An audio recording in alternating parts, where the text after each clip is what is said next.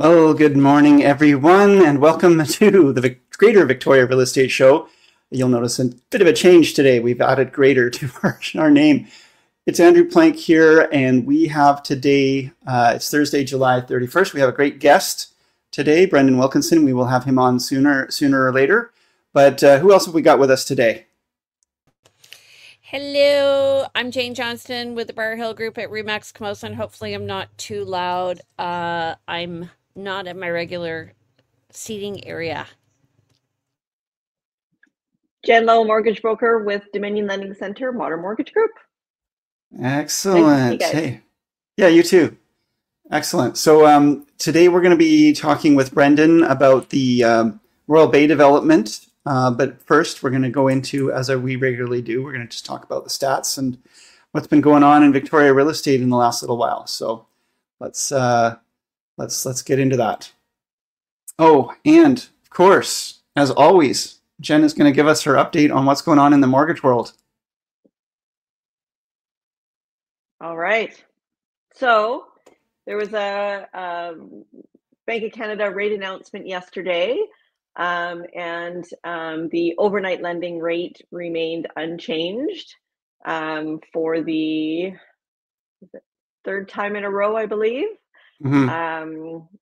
The thought is that this is going to continue this way.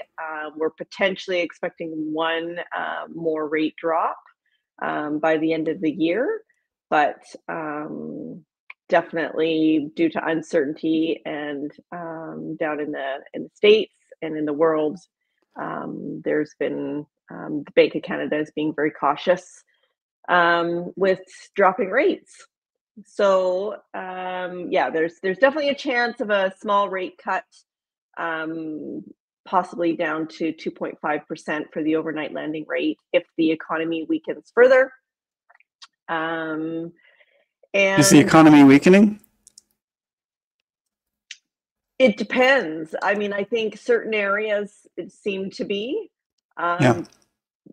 Real estate's definitely softened. It's been slower, but there is a rebound expected in the second half of 2025 is the current outlook by economists. That's the outlook. Okay. And mm-hmm. I was seeing something about a 60% chance of a rate hike, or I'm not sure. That might have been for the U.S. At the next, or sometime in 2025. I think that might have been a U.S. prediction. I haven't heard of a rate hike at all. No. Oh, sorry. No, not rate. Pardon me. Not rate hike. Rate lowering. Oh, yes. Yeah, rate change. Yeah. My bad. Yeah. My understanding is that the inflation rate's still less than 2%, but because of uncertainty, they want to keep things the way they are. Nailed it. Yeah, okay. Exactly. So the next rate decision is September 17th, I believe, and we'll know whether inflation is cooling and how deep the economic slowdown is.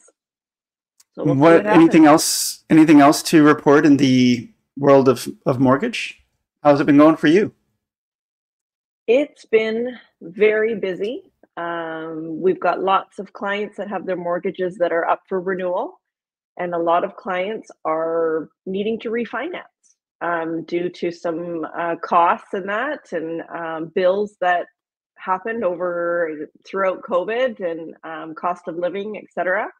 And then when their mortgages are at renewal, we are doing a refinance to help them out with their cash flow. So that's been keeping me really busy. Okay. Are those the people who had term loans, like 5-year term loans? So they're now coming due? Yeah, exactly. So it's been a very busy few weeks for me. Not necessarily on the purchase side, but definitely on the refinance side. I think that's probably a really important thing for people to look at is if they have maxed out their credit cards and they're struggling, month to month to pay their bills, and they might actually be worthwhile doing the calculation of what it actually costs them. It's costing them in interest at such high rates from those credit cards versus the interest by incorporating it into your mortgage. even when you take the penalty hit, you can drop your monthly payments. You access more cash to pay down your mortgage, pay down those debts. You're not paying so much into interest. You probably are actually ending up in a better place. Yes. It's called And increasing that consolidating your cash loans. flow. Yeah. Yeah, big time. Yeah. Big cash flow is king. Cash flow is king. Yeah.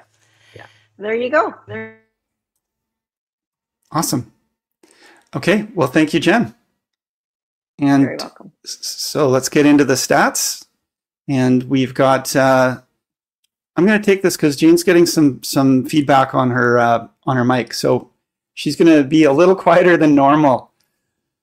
For Jane, you can see her itching in the background to say stuff, and it's just driving her nuts. Like, just watch her body language. It's super fun. So we had 571 unconditional sales go in the last week, and 650 properties went unconditional. You know what? We're month over month here. We're out of order.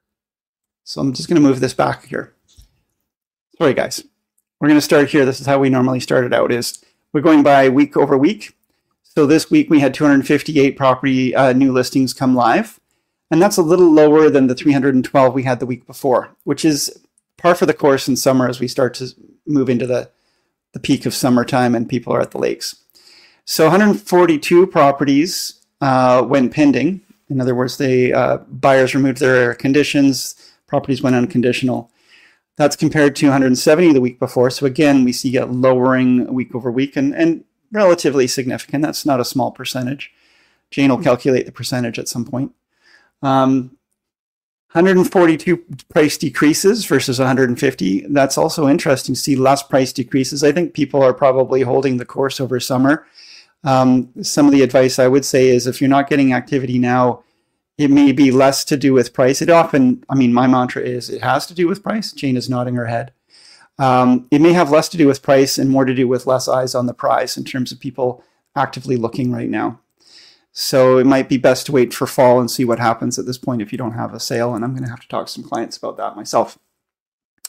47 properties expired in the last week versus 51 the week before. So that's about on par. Any comments, you guys, before I move on to the next slide?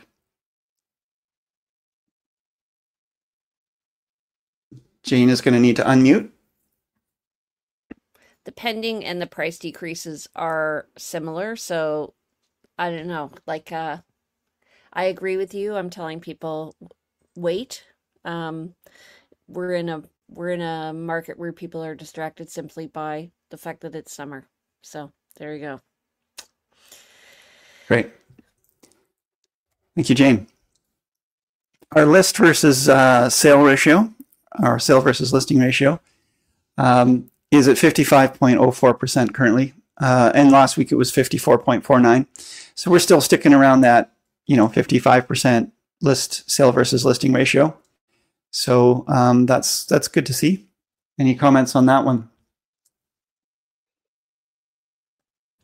I think it's great. I feel right now that what's going to be happening is people are going to be ready for the fall market, but right now they're just kind of it's just steady as we go. So it's good. Yep. I've certainly found my buyers have been a little less active, but I think it's also because there's less inventory out there to get excited about. Again, in summertime, people are not making as many real estate moves, so it all tends to slow down. It's all interrelated. So we are, we're the last day of the month here. It's July 31st. We track the stats of the month so far versus the full month prior of the year before. And these stats are going to be as of this past Monday. And here we are on Thursday, the 31st. So we're not exactly at the end of the month stats-wise, even though we are in time.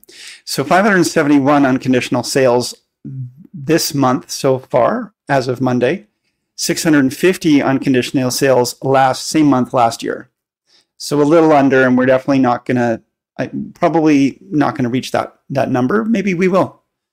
Considering we had, Well, we had 142 pending in this last week, so maybe we actually are above or on par with that.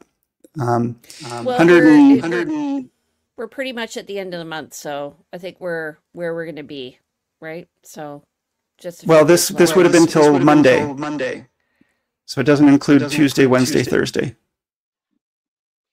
So we'll probably actually end up about even. Okay. New listings, 1,173 versus 1,319 the month last year. And then total active listings, we're at 3,731 versus 3,348. So that's the main difference here, is we have more inventory than last year. But the market looks actually like it's probably similar otherwise.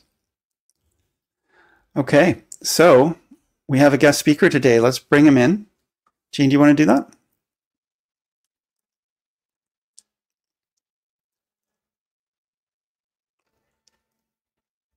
It's not me. There he is. Hey, Brendan, welcome. Good. Thanks for having me on. So, folks, we've got Brendan Wilkinson here, and he is in charge there at Royal Bay, in charge of sales.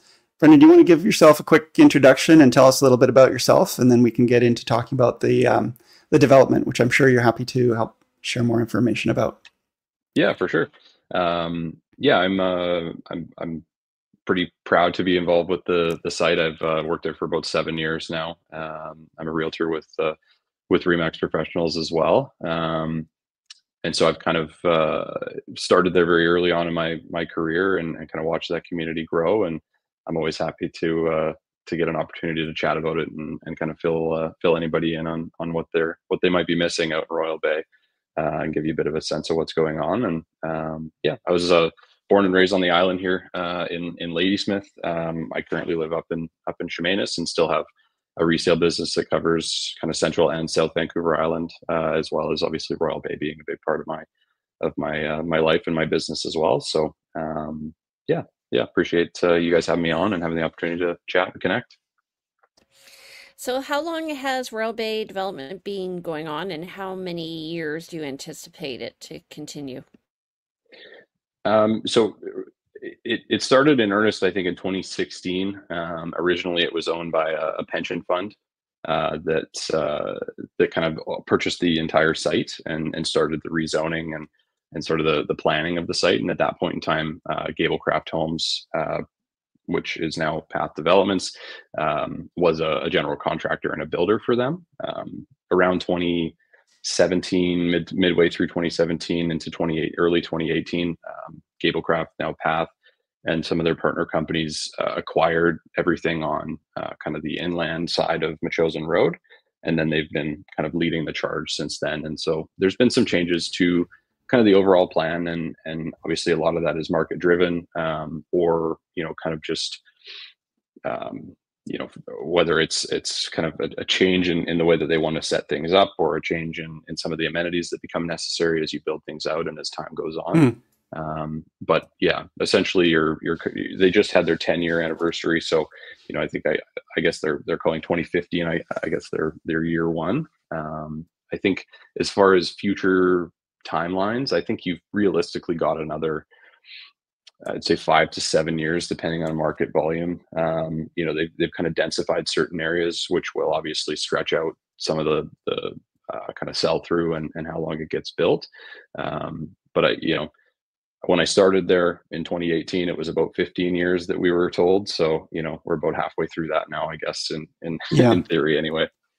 We've definitely seen, markets make a difference as the developer sells or doesn't sell. And we've seen the Royal Bay development build up. It's now matured into something, I think, that it's got, school and residential and commercial and all of the amenities I think somebody's going to be looking for to draw them out there. And it's really become a development that a lot of people are talking about. I certainly have a lot of buyers who, and we recently did a transaction out there. Certainly had a lot of buyers who are asking about it and wanting to know about it. And I've sold or shown the resale units in there as well. Jen, did you have something you wanted to say? Yeah, so I live very close to Royal Bay. I absolutely loved when we got a grocery store and a Starbucks. That's been great. For people that aren't familiar with Royal Bay, can you kind of paint a picture of what makes this community unique? Yeah, absolutely. So, I mean, Royal Bay is essentially a seaside town, more or less. We used to call it a community, but I really do think it's a town now. It's getting to that status. It's extremely walkable. The vision really is kind of everything you need within a walking distance or a quick bike ride of your home, and that includes the beach as well. I know you guys had the folks from Beachlands on recently as well, and I think that seeing that side of the development get finished out is going to be a fantastic addition and do nothing but improve the area to kind of have that final piece, kind of complete. But Royal Bay is a master plan community, and the beauty of that is that you're able to kind of have a vision from the start and then execute that across a wide range of area and ensure that there's kind of consistency and quality throughout, and that's been very important to Path from the beginning. They've done the vast majority of the construction out there simply because they want to be able to sort of execute from planning, where the streets are going to go, where the sidewalks are going to go, where the parks are going to go, all the way through to the finished home and all the little nuts and bolts of that, so that you have sort of continuity through that entire process, because there is there's lots of kind of infill development that's done very well, but it is important when you're doing that scale to kind of keep the greater picture in mind, and they've been able to do that and kind of maintain control of that, right? I have a question. So there was an elementary school planned kind of on the southwest corner. What is happening with that? That's a great question. To be honest with you, I don't have a ton of detail on that. I know there's been some discussions about some sort of temporary solutions for that site. I don't know how much of it is in the public realm as of right now, because Path sort of allocated or essentially sold that site to the province and the school district, and so it's kind of under their purview now. Right. And so I don't exactly know, but I think from what I've been told anyways, the long-term vision, regardless of what they do in the interim, is still to have an elementary school. It just sounds like that might not be the first thing that gets done, but also, nothing has been done as of yet. So I don't know if things can change, obviously, as they go through. I also heard it may be a French-only school or something like that. I don't know. What about parks and stuff like that? That wouldn't be that site that you heard about. But yeah. Okay. Yeah. What about parks around? Because you have is it Meadowvale Park in the north part? What do you have? What are you planning for the south part there? Yeah, so Meadow Park is the section that's complete now with the big playground and where they do the Easter egg hunt every year that brings out, like, I think they had over 1,000 people there last year, or this past year. And then just recently they've just opened, I think as of this weekend, they're officially opening Quarry Park, which is sort of the equivalent on the south side, but it's actually larger. And it's a fantastic space. They had an event there for their 10-year anniversary, I think 3 weeks ago. And it's a beautiful space. It's really cool because it kind of sits up a little bit. There's some areas that are up on kind of the plateau there, that backs up onto Latoria Creek Park. And so you get some stunning, like, panoramic views from up there, down across kind of the development and over to the city as well. So Quarry Park is kind of, getting wrapped up. They've got a bike park, big, bike jump park and pump track over there. And the walking paths network kind of continues through. And then they've also got, allocations within the site that are smaller, but are essentially like greenbelt right of ways that are built through. So you've got sort of wide, path networks that sort of break things up and make sure it's not too, even if there is density there, it's not feeling too sort of stacked all in one spot, right? It does have a good mix out there for that feeling where you can walk. Some homes are, in a row and close together, but then you can just walk around the corner and you've got a bit of a park or a bit of a green space or or something, and it definitely breaks the space up. Exactly. Brendan,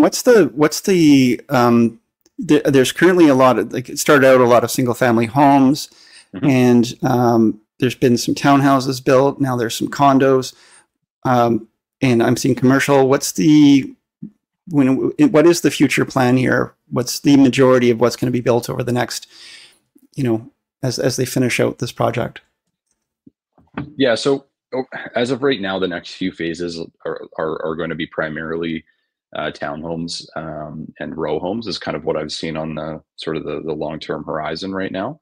And that's a response mostly to, just where the market is right now and the kind of waning affordability of single family homes at least in the form that we are familiar with. And so that's kind of where the row homes come in. It's a nice in between. It is an attached product, but it's still single family freehold from a title perspective. And they've got the basement suites to kind of offset some of the affordability.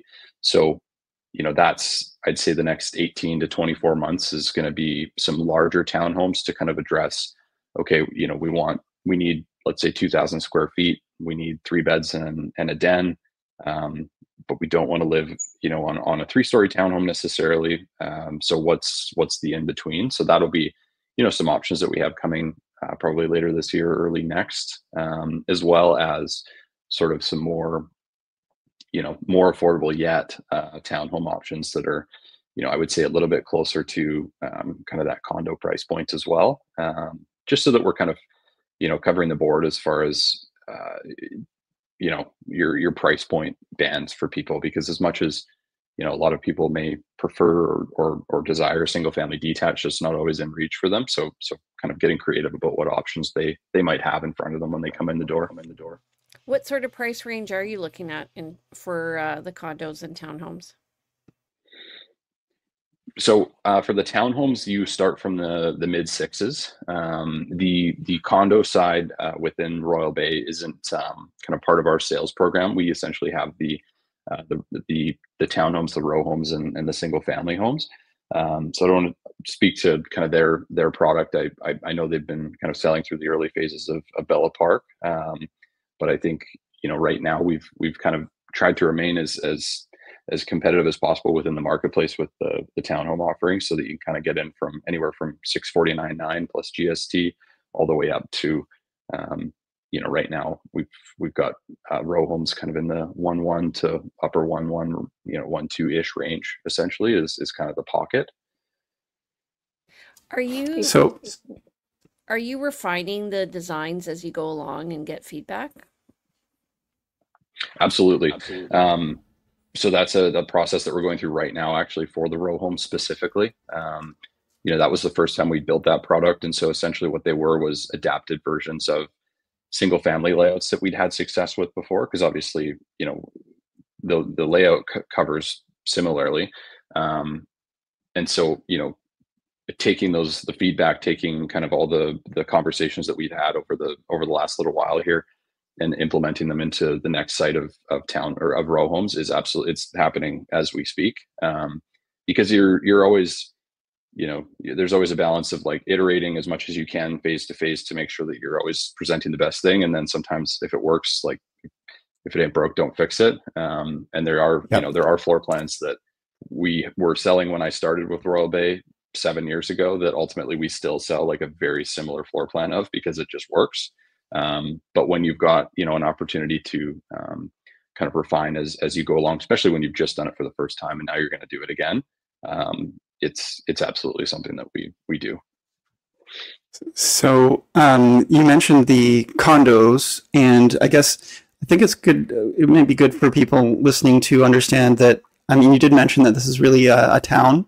It's going to, you consider it a town area, and it's getting built up. And Path may be the primary developer on the Royal Bay side, but there are other developers in the mix as well. Is that, and so you referenced that with the condos. Could you maybe speak a little bit to that of like, what are the other players? What are the other opportunities there as well? I mean, I want to just make sure that people have all of the information, and maybe compare and contrast a little bit. Absolutely. So the condos are still a path development. originally they were kind of launched as a development under the PCRE brand, which was kind of an ownership umbrella of Gablecraft. And so that when they unified the brand into Path Developments, that sort of became more clear. It is sold through kind of a different sales center and sales team, but it is essentially the same developer. Okay. As far as other builders within the site itself, it's been pretty limited as of late. There was sort of a pocket of land that Path had sold to third-party builders kind of at the tail end of the Meadows side of the development.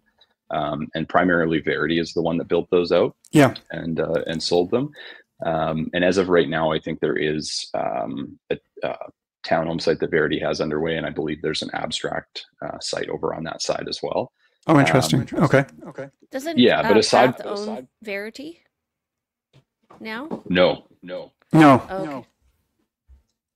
That'd be great, but no. Okay. Okay, keep going. Yeah, so that's kind of the spread right now. Essentially, I think the only one selling in Royal Bay or getting close to selling right now is Verity. They've got a cul-de-sac kind of just right next to the one that we did that they're starting construction on pretty heavily right now. But there's not a ton of third-party builders. That's kind of the idea. Path has wanted to see things through from start to finish, and really the only scenarios where they'll sell land to third parties is just kind of if it works in their business plan, or B, if they just don't have a layout that works well for that specific section or a product type that's going to make sense kind of in their mix. Right. But by and large, they'll keep as much of it as they can so they can kind of build through. So Brendan, what are you most excited about that's upcoming? What's your favorite of the various construction types, and what opportunities would you say there are for people? Like, what should somebody who's looking to invest in the Royal Bay area get excited about, and really be with reaching out to you about? So I have a few answers to that. So as far as just generally, we've got the Quarry Villas. Those are single story patio homes that we had done previously that we're doing again, and that's a catered kind of downsizer, I don't want to say accessible, but it's single story, just so that if you're downsizing, it's kind of an age in place product. We're going to have a show home coming for that, I think, in the next probably month or so. That's a super compelling layout for folks that we see a ton of that, sort of the let's say the kids bought in Royal Bay. Now there's grandkids, and now the grandparents want to come out and live in the community. That's sort of who that's for. And so we're going to have those ready kind of through the fall, winter of this year and into early next year. And we'll have a layout or a unit completed and staged up, I think, by probably early mid-September. So that's what I'm really excited about, because those are something that I find people tend to need to see in order to buy. So hopefully, and it's a rare product. It's actually rare to find it's getting harder and harder to find single story, accessible, aging in place products, and especially in areas that are actually walkable or accessible to other things. So do you have any sense of price point, or is it too early to really speak to that? Yeah, they're right around the base pricing is right around $1 million, because some of them started to get to a point in construction where we needed to allocate upgrades to them so that they could continue construction.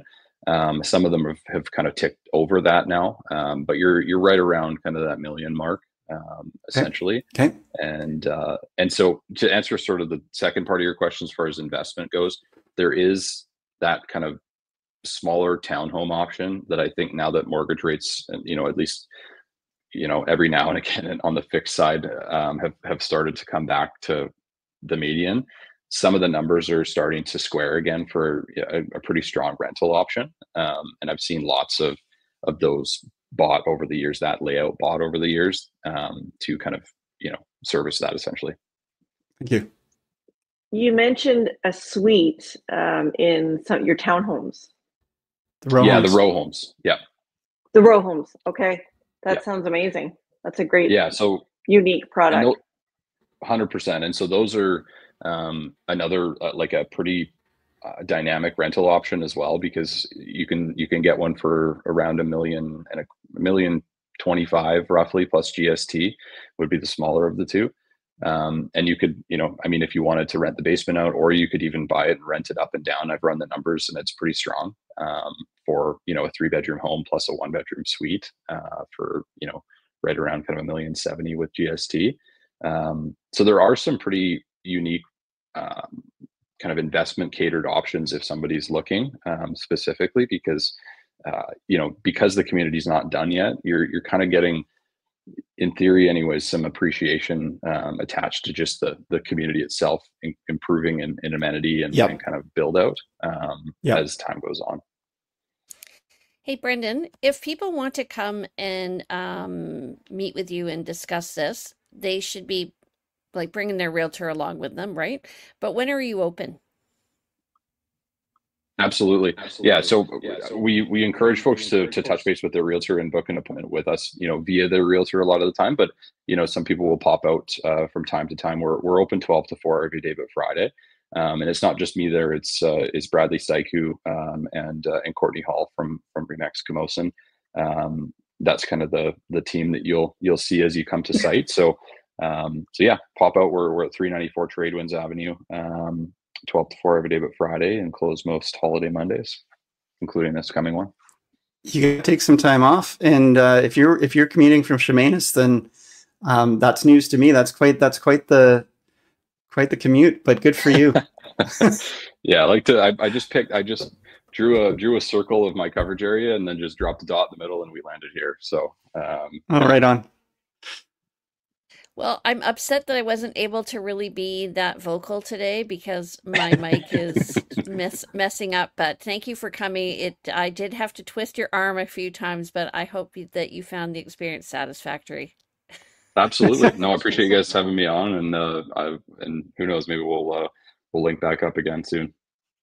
So thanks, Brendan. And folks, if you need any more information about Royal Bay Development, please reach out to Brendan. Reach out to us. We do represent buyers all the time for new construction, and it's always best to have your own representation. 100%. And but definitely the Royal Bay Development is something to pay attention to. So Brendan, if someone wants to reach out to you and has some questions, how do they do that? They can send us an email. We've got a kind of general email for the community, sales@royalbay.ca, or you can call or text me at the number on the screen there, and we'd be happy to help you out however we can. But yeah, absolutely. If you've got a realtor, talk to your realtor. Your realtor probably knows us, and we can link it up from there. Great. Okay, so folks who are listening in and not on video, Brendan's cell phone number is 250-713-7770. And as he said, it's sales@royalbay.ca is the best way to reach the sales center. Okay, so Jane, thanks for coming in, Brendan. Nice to see you again. Thank you. See you later. Take care. Bye-bye. All right, you guys, how do we reach you?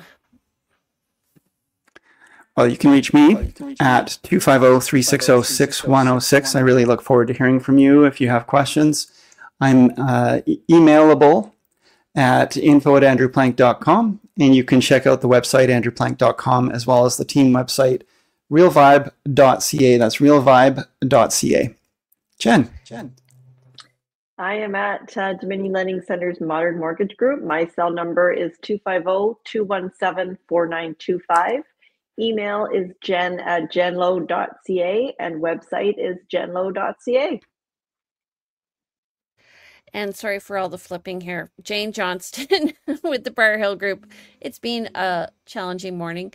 You can reach me at 250-744-0775, jane@briarhillgroup.com, or you can visit me on my website at briarhillgroup.com. And don't forget to follow me on Instagram at realtyteacher_remax_Victoria. All right, you guys, it's a busy day, but we're always here on Thursday mornings at 9:30, so please feel free to join us. Take care, and we'll see you next week for our monthly market update. Bye, guys. Thanks, everyone. Bye, everyone. Bye now. Bye.